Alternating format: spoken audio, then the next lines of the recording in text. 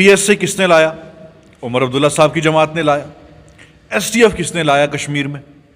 उमर अब्दुल्ला साहब की जमात ने लाया। जब उमर साहब चीफ मिनिस्टर थे, पीएसए, एसटीएफ, पोटा, और उमर साहब जब चीफ मिनिस्टर थे, आसिया और नीलोफर के कातिलों को क्लीन चिट किसने दी? उमर अब्दुल्ला ने दी।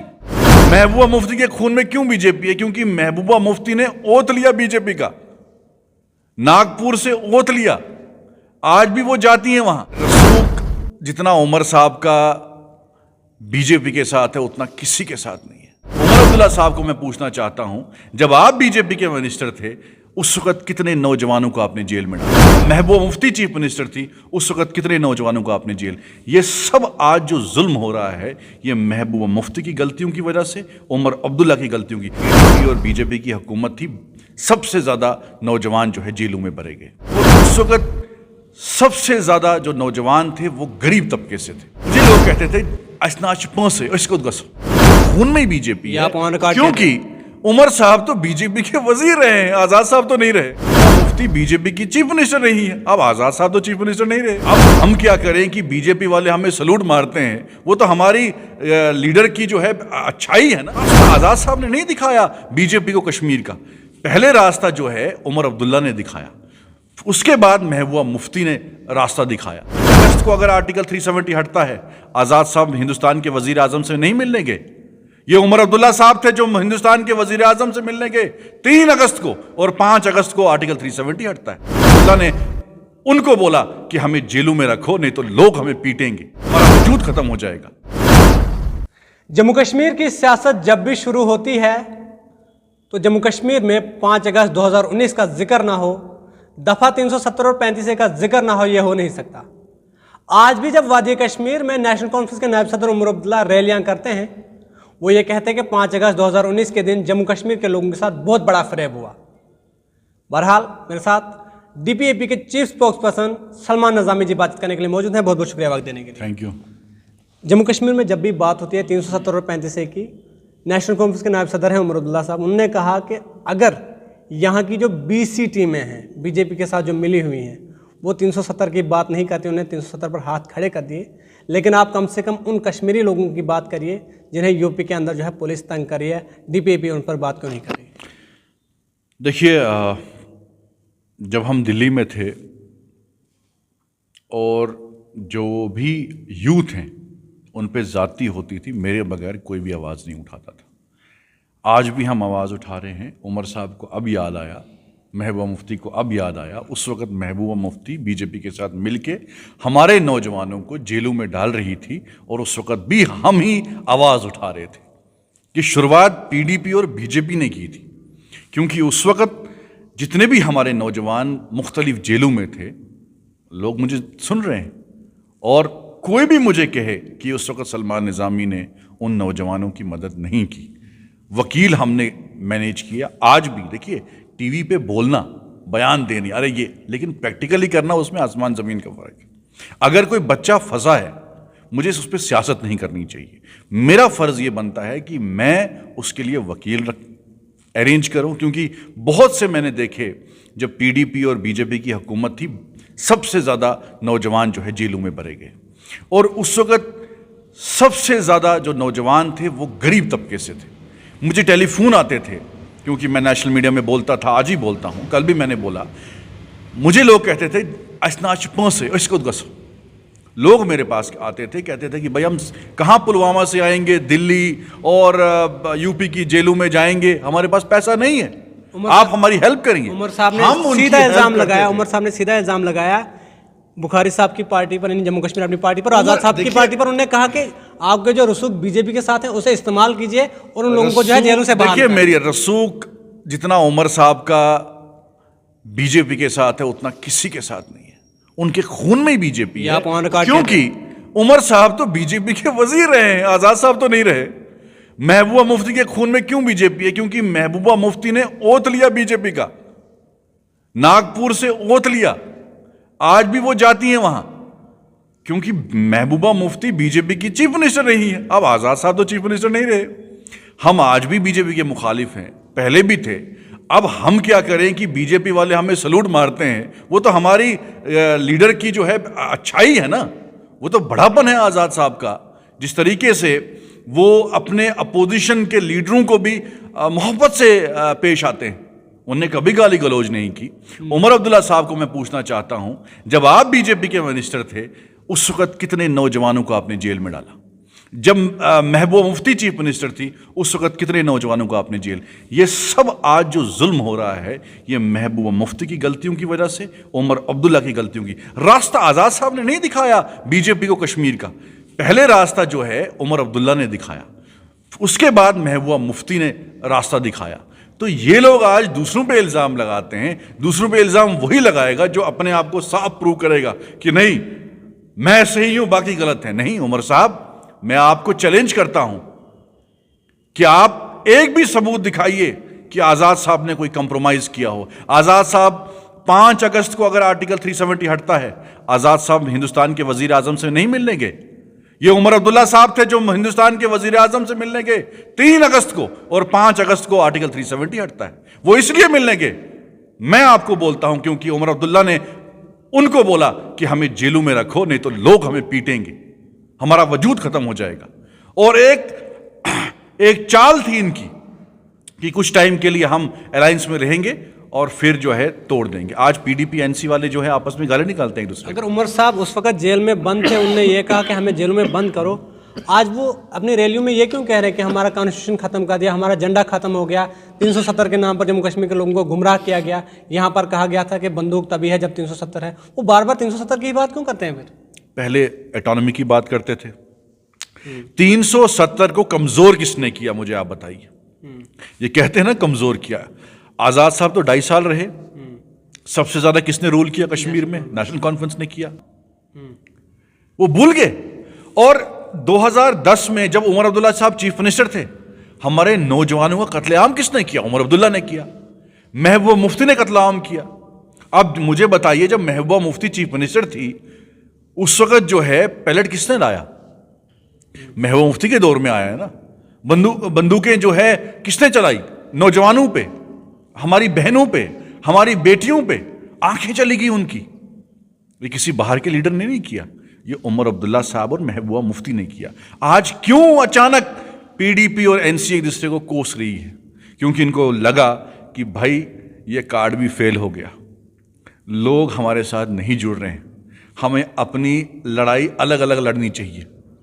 क्योंकि ये एक हो गए थे, इनको लगा था कि लोग अब हमारे साथ जुड़ेंगे, हम बाकियों को कहेंगे यार ये बीजेपी के साथ है, ये बीजेपी के साथ है, लेकिन वो उल्टा हो गया। अब आज़ाद साहब में मैं खुद कह रहा हूं, क्योंकि मुझे भी 15 साल कांग्रेस में हुए थे, जब हम आज़ाद साहब की पॉलिटिकल रैलीज में जाते थे उस वक्त कांग्रेस के नाम पे लोग नहीं आते थे। आज आज़ाद साहब की रैलियों में हजारों की तादाद में हमने बटमालू में 30 साल के बाद पहला जलसा किया। लोग आज़ाद साहब को सुनने के लिए आते हैं। कह रही है कि कांग्रेस में क्या फर्क पड़ा आज़ाद साहब के जाने से? आज़ाद साहब गए, बहुत सारे लोग आते जाते रहते हैं, क्या फर्क पड़ा? फर्क ये पड़ा कि आज कांग्रेस जो है जमीन पे है ही नहीं, उसका वजूद खत्म हो चुका है। देखिए वक्त आएगा और कांग्रेस को खुद महसूस होगा कि उन्होंने क्या खोया है। आज मुझे बताइए, जब हम कांग्रेस में थे, जम्मू कश्मीर की आवाम की आवाज़ जो है पूरे हिंदुस्तान में गूंजती थी, हम जम्मू कश्मीर के लोगों के मुद्दे उठाते थे। आज कौन सा चेहरा है जम्मू कश्मीर का नेशनल मीडिया में कांग्रेस के पास, जो जम्मू कश्मीर की बात? जब सैनिक कॉलोनी में आज़ाद साहब थे, जब सैनिक कॉलोनी में आज़ाद साहब ने बड़ा जलसा किया था, जो लोग आपके साथ उस दिन पार्टी में शामिल हुए थे वो तो दोबारा वापस कांग्रेस में चले गए। देखिए आज़ाद साहब ने ये पार्टी इसलिए बनाई कि कांग्रेस में जो कल्चर था कि मैं हूं, कोई और नहीं आना चाहिए, और चाहे उसमें एक्स चीफ मिनिस्टर थे, आज़ाद साहब ने उनको दरवाज़ा दिखाया कि भाई आप बाहर निकल जाइए, यहाँ हमें नए नए लोगों को इंट्रोड्यूस करना है, नई पार्टी बनी है, नई सोच है, मैं नए नए लोगों को मौका दूंगा, मैं सलमान निज़ामी जैसे लोगों को मौका दूंगा जो ग्राउंड में मजबूत हैं, जो लोग उनको सुनते हैं। अब वो नहीं जो इतने सालों में बैठे हैं, वो दूसरे बंदे को आगे नहीं आने देते हैं। हमने ऐसे ऐसे लीडर प्रोड्यूस किए। अब बानीहाल में एक जलसा था, तो मुझे किसी लड़के ने फ़ोन किया कि भाई मैं मीडिया में इंटरव्यू देना चाहता हूं। तो मैंने बोला हाँ जाओ, किसने तुम्हें रोका है? और मैंने उस लड़के का देखा इंटरव्यू, तो उसने सबसे अच्छा बोला, तो मैंने उसको अप्रिशिएट किया।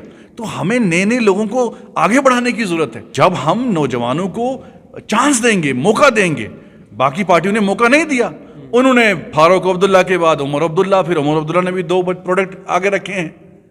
महबूबा मुफ्ती ने अपनी बेटी को आगे रखा है, उसको पॉलिटिकल एडवाइजर। हाँ, आप सवाल करेंगे कि आज़ाद साहब ने भी अपने, लेकिन आज़ाद साहब ने अपने बेटे को पोजीशन कोई नहीं दी। उन्हें बोला बेटा अगर आप इस उम्र में मेरा साथ देना चाहते हैं चलिए मेरे साथ, लेकिन पोजीशन नहीं। तुम कहोगे मुझे अब टिकट दे दो, मुझे तुम पोजीशन दे दो, नहीं। अब महबूबा मुफ्ती ने क्या किया, सबसे पहले एडवाइजर अपनी बेटी को बनाया, आम आदमी को नहीं बनाया, आम नौजवान को नहीं बनाया। उमर अब्दुल्ला ने क्या किया, सुप्रीम कोर्ट में पहले जो वहां लड़ रहे थे सुप्रीम कोर्ट में वकील नौजवान बहुत थे जिनका मैं नाम नहीं लेना चाहता हूं, लेकिन अपने बेटों को आगे रखा। हाँ, और जितने नौजवान पहले भी जिन पे पीएसए लगा, जिन पे यूएपीए लगा, उनकी मदद हमने दिल्ली में की। जयपुर में बहुत से नौजवान थे, उत्तराखंड में बहुत से नौजवान थे। जब पूछिए उनके फैमिली के लोगों से, हमने तो ट्वीट नहीं किया। हम ट्वीट क्यों करेंगे? हमने, ये थोड़ा कोई किसी की मौत हुई है कि हम कंडोलेंस करेंगे, कड़ी निंदा करेंगे। ये तो राजनाथ सिंह का काम है, हर आतंकवादी हमले के बाद निंदा करते हैं, वो कड़ी निंदा करते हैं। हम उनका काम प्रैक्टिकली करते हैं और खामोशी से करते हैं। विकार सुलमानी ये कहते हैं नेशनल कॉन्फ्रेंस, डीपीएपी, अपनी पार्टी, ये नुक्कड़ नुक्कड़ में है, प्रोग्राम करते हैं कहीं किसी कोने में। अगर आप कांग्रेस की बात करोगे तो लखनपुर से शुरू हो जाती है कांग्रेस, कहीं भी चले जाओ कांग्रेस है। ये पार्टियां सिर्फ आपने इतने टाइम से, जब से आज़ाद साहब ने पार्टी छोड़ी है, 500 से ज़्यादा लोग कांग्रेस से किसी जलसे में देखे हैं। हमारी तंजीम नहीं थी। वो कह रहे कांग्रेस, सुनिए, आज़ाद साहब के जाने बाद कांग्रेस मजबूत हो गई है। हमारी तंजीम नहीं थी, लेकिन हमने टारगेट रखा कि 5000 से कम लोग नहीं होने चाहिए हमारे जलसों में। कांग्रेस को अभी तक शायद 3-4 जलसे कैंसिल करने पड़े। हाल ही में पुलवामा का वीडियो भी आपने देखा होगा, कुर्सियां खाली थी तो विकार साहब वहां गए ही नहीं। बहुत से जलसे उन्हें खाली ये कैंसिल करने पड़े, हमने कैंसिल नहीं किया। कांग्रेस जो है अब वो चर्चा में ही नहीं है, वो सिर्फ अब सोशल मीडिया पे गाली गलौज एक दूसरे के खिलाफ करते हैं। लेकिन हमारा मुकाबला बड़ी पार्टियों से है। आज़ाद साहब का एक बहुत ऊंचा कद है, रुतबा है, पूरे हिंदुस्तान में उनको सुना जाता है, उनका एक सम्मान है, और जिस तरीके से लोगों को उन पे एतबार है, आज़ाद साहब ने काम किए हैं। एज चीफ मिनिस्टर आज़ाद साहब ने काम किए, एज हेल्थ मिनिस्टर आज़ाद साहब ने काम किए। अब महबूबा मुफ्ती के घर के लोग जो है हमारी पार्टी में आ रहे हैं। हमने तो उनको ज़बरदस्ती तो नहीं की, क्योंकि उन्होंने देखा कि महबूबा मुफ्ती ने ही किस मुसीबत में हमें डाला है। उनके अपने भाई ने हमें सुनाया कि भाई इसी ने तो हमें, उस वक्त हमने इनको हाथ भी जोड़े, भाई अगर मुफ्ती साहब से, हमारे चाचा से गलती हुई है तुम मत करो। इसने बोला नहीं, मुझे पावर में रहना है। तो आज ये ड्रामा कर रही हैं, इसलिए एनसी को भी तसल्ली हो गई है, तो इनका आपस में जो है क्लैश शुरू हो गया है लोग आज़ाद साहब के साथ। आखिरी सवाल निज़ामी साहब आपसे, 10-15 साल से लगभग आप भी सियासत में हैं, लेकिन 2014 के बाद जिस तरह सियासत का मिजाज चेंज हुआ है, पर्सनली एक दूसरे पर जो है कमेंट करते हैं। विकार साहब की बात करें आज़ाद साहब पर, फिर विकार साहब की पार्टी का कोई एक और शख्स खड़ा हो जाएगा, वो गुलाम नबी आज़ाद साहब के बारे में कुछ बोलना शुरू कर देगा। तरबियत जो है वो इम्पॉर्टेंट होती है। हमें आज़ाद साहब ने ये नहीं सिखाया, हमें अपने माँ बाप ने ये नहीं सिखाया कि अपने बुज़ुर्ग की इस तरीके से गाली गलौज करके जो है आलोचना करें, या पॉलिटिकल राइवलरी होती है हमारी भी।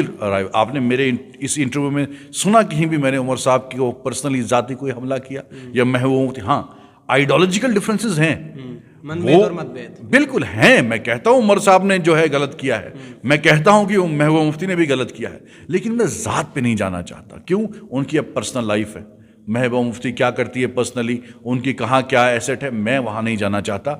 मैं उनको चैलेंज करता हूँ बार बार, यही विकार रसूल को मैं चैलेंज करता हूँ कि भाई आप लोग दिखाइए। मैं तो पॉलिटिकल फाइट कर रहा हूँ ना उनके साथ। मैंने कहीं भी, हालांकि मैं कहता हूँ उनके वालिद साहब का हम आज भी एहतराम करते हैं, अल्लाह उनको जन्नत नसीब करे, मैंने कहीं भी उनके खिलाफ नहीं बोला। मैं उनकी वालदा का एहतराम करता हूँ, बहुत शरीफ नेक खातून है, लेकिन जिस तरीके से वो गिरते हैं बार बार, मुझे भी दुख होता है कि ये वाकई उस गुलाम रसूल साहब का बेटा है, जो मुझे लगता है बहुत ही शरीफ इंसान थे, और आज जो आज़ाद साहब के खिलाफ वो बोलते हैं, मुझे घिन आती है कि यार क्या लैंग्वेज यूज़ कर रहा है।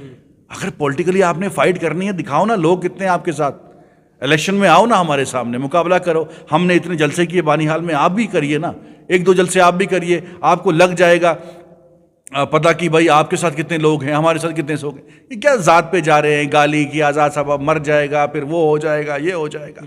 अल्लाह उनको ज़िंदगी दे और इंशाअल्लाह आज़ाद साहब को लोगों का ताउन है, लोगों की सपोर्ट है और वो कामयाब होंगे। जो नेक इंसान होते हैं, जिनकी नीयत साफ़ होती है और खिदमत खलक जो एक मिशन लेके चले हैं आज़ाद साहब, उनको कामयाब करेंगे। इनके बोलने से कोई फ़र्क नहीं पड़ता। इन्होंने बोला, बहुत बार बोला, लेकिन उससे कोई फ़र्क नहीं पड़ा। उल्टा हमें लोगों का सपोर्ट मिला, लोग इमोशनली आज़ाद साहब के साथ जुड़ रहे हैं। जितना ये गाली दी इन्होंने, क्योंकि अगर आप चीकड़ पे जो है पत्थर मारेंगे तो वो चीकड़ आपके मुंह पे आएगा। अल्टरनेट जो है पहले आज़ाद साहब के साथ चलते थे, जलसों में नारे लगाते थे उनके पीछे पीछे विकार सुलमानी, अब जो है सलमान नज़ामी और अलियास बानीहाली। देखिए, आज़ाद साहब का बनहाल में एक अपना इन्फ्लुएंस है, ना वहाँ मेरा कंट्रीब्यूशन है ना किसी और का कंट्रीब्यूशन। हाँ, हम मेहनत करते हैं, लोगों की आवाज़ बुलंद करते हैं, जहाँ जहाँ लोगों को हमारी ज़रूरत पड़ती है हम सामने आते हैं। लेकिन बानीहाल में हमने कॉलेज नहीं देखा था। मैंने तो अपना बचपन जो है जो देखा है, 12वीं तक मैंने भी बानीहाल में पढ़ा है, लेकिन कॉलेज नहीं था। अगर कॉलेज होता तो शायद हमें दिल्ली नहीं जाना पड़ता, हमें जम्मू नहीं जाना पड़ता फर्दर स्टडीज़ के लिए। तो आज हमारी खुशकिस्मती है, हम एहसानमंद हैं आज़ाद साहब के कि उन्होंने सोचा कि नहीं, बानीहाल को कॉलेज की ज़रूरत है। अब हम कहें कि भाई नहीं, यह आदमी जो है गलत है, इसने अंसल में फ्लैट बनाए हैं, इसने वो बनाए, वो गलत बात है। किसी को झूठ बोल के जलील करना एक दिन ऐसा आएगा कि तुम खुद गर्क हो जाओगे और जलील हो जाओगे।